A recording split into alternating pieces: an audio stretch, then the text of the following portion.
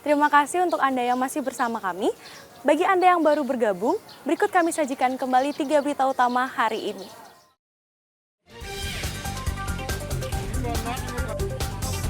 Puluhan rumah warga terendam banjir di Jembrana.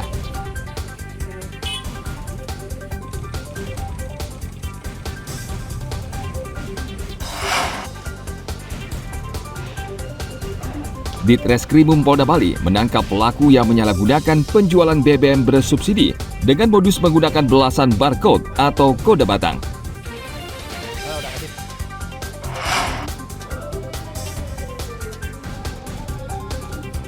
Ratusan pemilik mobil kuno menggelar touring dan singgah ke sejumlah objek wisata.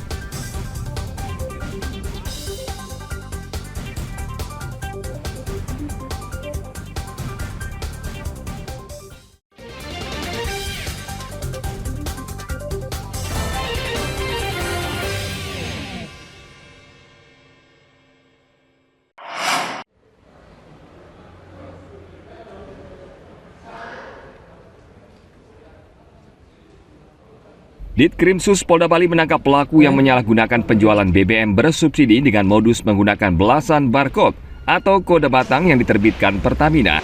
Dengan barcode ini, pelaku leluasa membeli BBM Pertamina yang penjualannya sudah terjata. Tersangka mengaku bisa membeli BBM bersubsidi hingga ratusan liter dengan belasan barcode yang dimilikinya.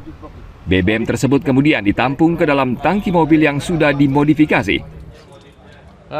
Dalam keterangan pers akhir pekan lalu, Kasubdit 4 Ditreskrimsus Polda Bali, AKBP Iqbal Sang Aji menjelaskan, BBM bersubsidi tersebut dijual kembali dengan selisih harga lebih mahal Rp1.300 per liter. Dalam 1 bulan tersangka bisa mendapat keuntungan Rp5 juta. Petugas saat ini masih mendalami dari mana tersangka mendapatkan barcode Pertamina yang hanya bisa digunakan untuk satu kendaraan. Dalam 1 hari mungkin 1 kali, lebih dari 1 kali untuk pengambilan BBM tersebut, sehingga kalau misalnya jatah 10 liter dia bisa mengambil mungkin di salah satu SPBU bisa 50 liter karena dia ada memiliki banyak barcode. Sementara konsumen dia yaitu kadang-kadang dijual di wilayah sekitaran dia tinggal dan juga dijual ke nelayan-nelayan di Karangasem. Dari 14 barcode ini masih kami dalami terkait dengan keterlibatan dari mungkin katakan Pertamina atau SPBU.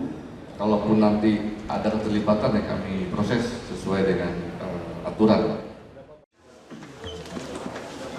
Selain menyita belasan barcode, petugas juga menyita 1 unit mobil, sejumlah jerigen penampung BBM.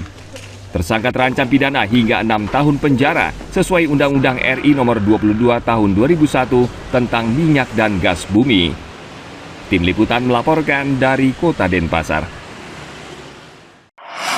Kredit daerah Bali Mandala Provinsi Bali 3 hadapan Sang Kuasa Tuhan Yang Maha Esa. Dewan Perwakilan Rakyat Daerah Karangasem mensahkan 3 raperda dalam sidang paripurna yang berlangsung akhir pekan lalu. 3 raperda yang disahkan yakni raperda tentang anggaran pendapatan dan belanja daerah tahun anggaran 2025, penambahan penyertaan modal daerah kepada PT Penjamin Kredit Daerah atau Jamkrida Bali Mandara Provinsi Bali, dan penambahan penyertaan modal daerah kepada BPD Bali.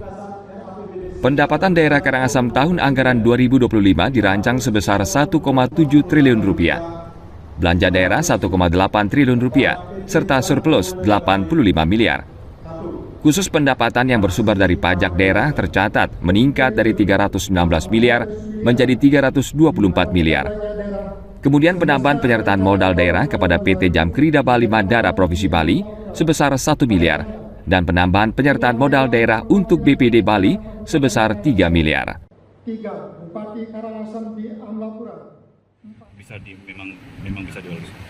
Berapa raperda tadi disahkan, Pak? 3. Terkait apa saja itu? BPD semesta perencanaan 2025 dan penjaminan modal di Jamkrida. Dari Dewan sendiri menyetujui semuanya, Pak, ya? Kita nunggu verifikasi dari provinsi. Setelah disepakati dibawa ke verifikasi, dievaluasi, pasti ada nanti pengurangan. Seluruh fraksi di DPRD Karangasem juga menyetujui ketiga raperda tersebut disahkan menjadi peraturan daerah. Tim Liputan melaporkan dari Kabupaten Karangasem.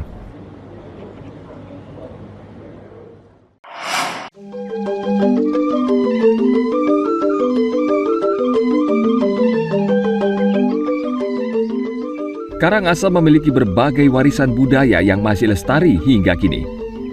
Ini tidak lepas dari peran para tokoh budaya yang setia menjaga dan merawatnya.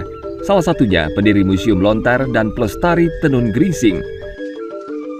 Inengah Suarya, pemerakarsa berdirinya Museum Lontar di Desa Duku Penaban, Karangasem, adalah pendesa adat yang berupaya keras mempertahankan tradisi dan budaya Bali.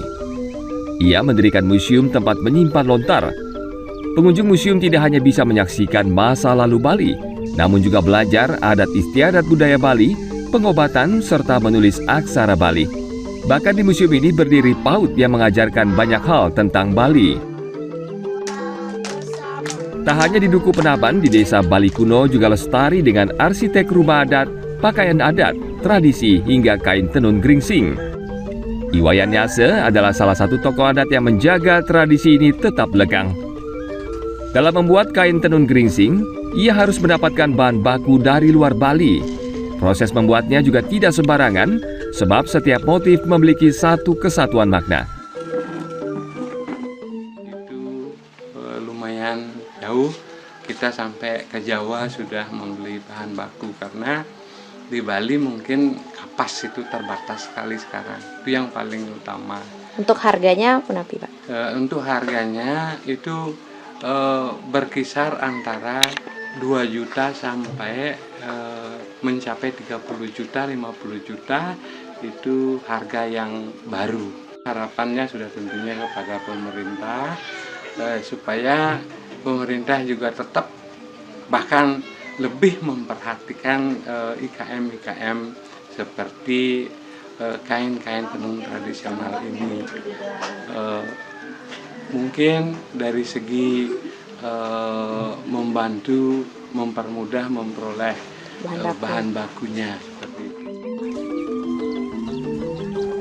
Para tokoh adat Inengah Suarya dan Iwayan Yase berharap keterampilan mereka bisa diteruskan ke generasi muda agar tradisi dan adat istiadat Bali kuno, khususnya tenun gringsing, tetap bertahan dan menjadi kebanggaan masyarakat Bali.